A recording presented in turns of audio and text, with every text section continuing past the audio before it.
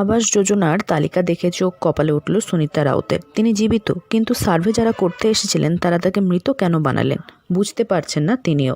নাম কেটে যাওয়ার পর বিডিও অফিসের দ্বারস্থও হয়েছেন তিনি। আলিপুরদুয়ার জেলার কালচিনি ব্লকের গাড়ুপাড়া গ্রাম পঞ্চায়েতের ঘটনা এটি।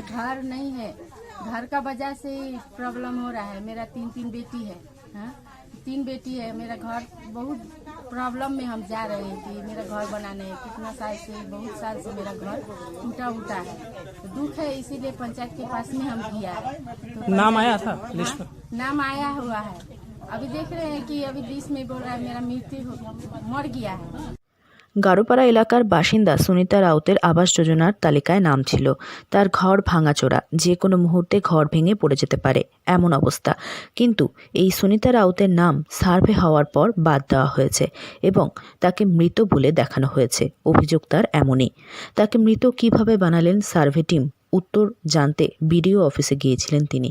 সেখান থেকে কোনো সদুত্তর মেলেনি বলে জানিয়েছেন তিনি, যদিও বিডিও আশ্বাস দিয়েছেন বিষয়টি দেখার। এটা কি বলবো, যে সরকার যেভাবে যেরকম আছে সেরকমই তাদের নুমাইন্দারা আছে, যারা সর্ভেতে আসে তারা সর্ভে ভালো না করিয়ে, যে জায়গাতে গিয়ে সর্ভে করা উচিত না করিয়ে একটা জীবিত লোককে মেরে এখানে, মানে যে আগে ওনার লিস্ট ছিল আমরা দেখেছি, এখানে আসলাম আমরা অবাক হয়ে গেলাম। মানে একটা জীবিত লোককে এখানে মেরে রিজন অফ ইনএক্টিভ যে আছে ওখানে লিখে দিয়েছে ডেথ উইদাউট লিগ্যাল হিয়ার।